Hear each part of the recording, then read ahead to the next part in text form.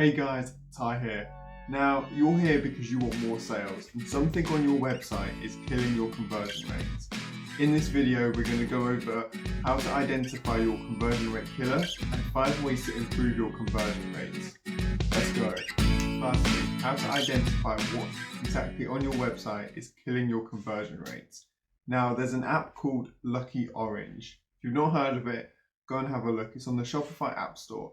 You download it and it allows you to monitor your customer engagement on your website.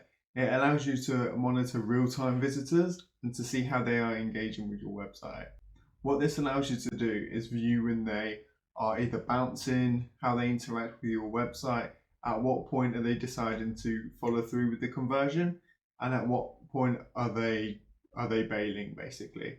It's a really good way to identify a problem. And once you know the problem, it's a lot easier to fix it. So the way Lucky Orange works is it has a dashboard and you can see real-time visitors on your website, where they're coming from, what exactly they're doing. It's a little bit stalkerish, to be honest. You can see their cursor, you can see what they're clicking, and you can see what they're viewing, all in real time. And Lucky Orange has a feature where it will record your visitors. So you can then go back and watch it, and it's a good way to kind of understand what your customers are doing and how they're interacting with your website. It's a good way to identify problems, and once you know the problem, it's far easier to find the solution. So yeah, definitely go and give it a view. I'll put a link in the description below. I don't have an affiliate or anything, but yeah, it's definitely worth looking. There is a free trial. I think it's like 14 days, but that's all you need really, just to kind of understand and identify the problem. The first thing you can do to increase your conversion rate is to add Gifs and product videos in your product descriptions. This works particularly well with products that need an explanation. That it's not quite sure, when you see the product at first, you're not quite sure what it does.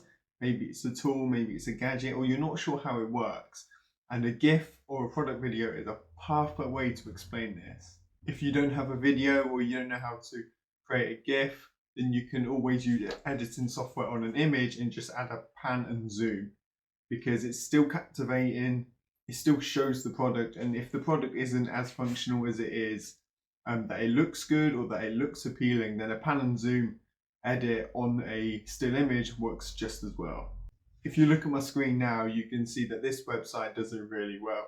It uses a GIF to show the technology, to show how the technology is working within this product. It has a little short video or short GIF that says, this is what we do, this is what the product does. And it's brilliant. If you don't understand it at first, you see the image, and as a customer viewing that product, you're like, actually that's really smart, that's really cool, and it's gonna increase my perception of it. It's gonna increase the chance of me converting into a customer. Number 2, so the second thing that you can do to increase conversion rates is to add product reviews. Now, product reviews are obviously essential. When you're researching a product or maybe AliExpress, the one thing that you look at are product reviews. That's how you know what the quality of the product is like, what the overall perception of the product is, and you base your decision of wanting whether you're going to sell that product based on the reviews that you see, the reviews that you read. The same goes for a customer. They're going to come to your website, they've not heard of you before, maybe they've been recommended by a friend, maybe they've seen an ad, and they just want that extra level of security, that extra level of comfort, which is like, this is a legitimate brand, and I want to be able to rely on this product. I want to be able to rely on this brand. And product reviews do this really well. A good review goes a long way in converting a website visitor into a buyer. Let's say you want reviews, but your customers aren't writing any. What you can do is, in your email setup, in your email marketing, just send a review after, let's say 20 to 40 days after the product has been delivered, and ask them to write a review. All you need is that one review to influence a buyer. Obviously, the more the better, but start off with one is a good start. Okay, so you've got no reviews, no one is writing reviews, and let's say you haven't made a sale yet. Well, what you can do is use an app called Loox. That's spelled Loox. What that does is basically import product reviews from AliExpress. Now, this isn't deceiving. It's not, I know that they've not bought the product from you, they've bought it from another store, but it's the same product. At the end of the day, as long as you're ensuring that it's the same item, then it's absolutely fine. It's pretty simple. You download the app, it has a nice easy guide for you to follow, and then once you pick the product that you want the reviews on, you can go through every single one of the reviews to decide which one that you want to display on your website. If you're targeting UK or US or English speaking countries, then you're not going to want reviews which are written in Russian or Mandarin. This allows you to have complete control over what reviews are on your website.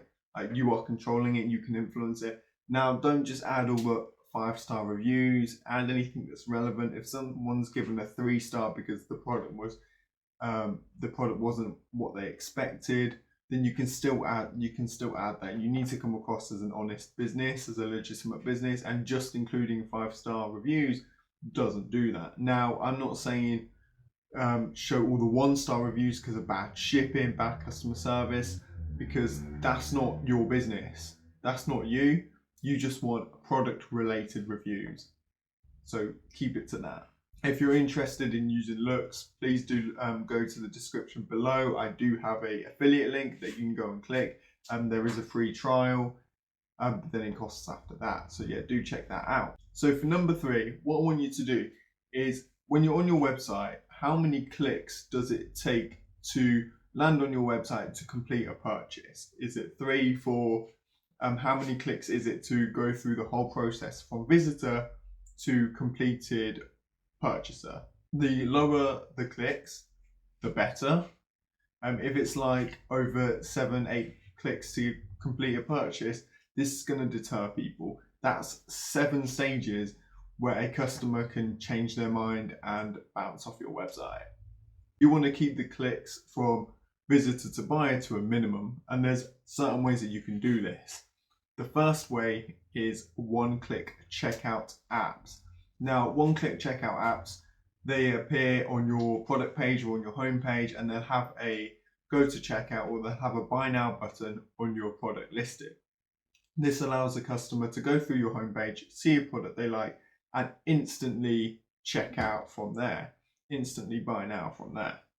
It's definitely worth doing. It does increase conversion rates, so do check that out. There are multiple one-click checkout apps. I don't have a preference, to be honest. I've used 2 or 3 of them, and they all kind of do the same thing. When you're using the one-click checkout app or the buy now button on your homepage, just make sure that no matter what page they're on, whether it's a product page, whether it's a home page or a collection page, that they have the opportunity to buy now, that they have the opportunity to proceed to checkout and complete their purchase. You don't want somebody on your collection pages, add to cart, not being able to complete the purchase, but on your home page they can complete the purchase. If you get what I mean, you just want to make it as streamlined as possible from start to finish. They want to be landing on your website, see what they like, press buy now and check out. The whole process shouldn't take too long. The longer it's taking, the more chance that they are going to bounce, and then you're going to lose that customer. And that's not what you want for a good conversion rate. The 4th thing that you can do to increase conversion rates is to implement a hero image or a hero video on your landing page. Now, if you don't know what a hero image or a hero video is, it's basically a captivating image or video that is on the main landing page of your website and is the first thing that you see. Just look at this website. Basically, as soon as you go on it, there's this video, captivating, eye-catching video that draws your attention in straight away. It doesn't necessarily have to show your product. It can just be a video that's in your niche. So if I'm selling traveling items, I don't have to show those items in the video. I can just perhaps have an adventurer wandering along a beach, or something that will draw my attention. Someone hiking a cliff, someone just sitting at the top of a cliff, something like that. And you can find these videos through a number of sources. So I'll include a list of these sources. They are Pixabay, Unsplash, Burst, Canva, Videvo, and YouTube. They are the go-to. I'm sure there's more. Just a quick Google search and I'm sure you'll find more. Those are all free. Just be careful what you're using. Make sure that there's no copyright on it. Make sure that they've got a business or commercial license. And don't be paying too much for these kind of images or videos because it's not worth it. There's a lot of free options out there. The fifth thing to consider when it comes to conversion rates is your website speed. Is your website too slow? This is going to be obvious from from testing yourself using a Google website speed test. It's nice and easy, and you'll be able to see through Lucky Orange as well. If their loading screens are more than a few seconds, and if people are bouncing because of that, then you know that it's your website speed which is the problem.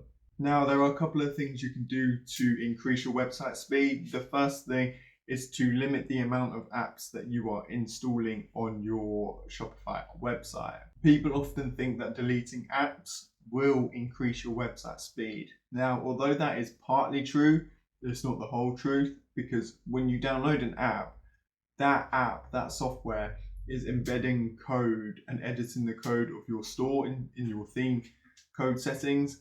And when you're deleting the app or uninstalling the app, it doesn't always take away the code. So that is still left there, that is still impacting your website speed. And if you want to get rid of that, it's something that you'd have to look up on coding or Google, and it's something that you're going to have to learn how to do, how to edit the theme settings within your store code. The other thing you can do to increase your website speed is to compress your images, and that will basically make them a smaller size, so it's not slowing down your store as much. Now, when you're doing this, there are apps that will do this for you, but try and do it manually if you can. Try and do it through Google, then re-upload the image, because if you're downloading the app, it's sort of counterproductive because you're slowing your speed down by adding more apps, but then you're increasing your speed through compressing the images. So just bear that in mind. It's quite counterproductive. So if you can do it through Google yourself before uploading the images, then that's definitely a better way, and that's what I would recommend. Okay guys, that's all from me today. Hope you found some value in this. I hope this helps you increase your conversion rates on your store. I hope your store goes to the moon. Do let me know what you think of the video below, and if you like this kind of style of video, and I'll see you in the next one.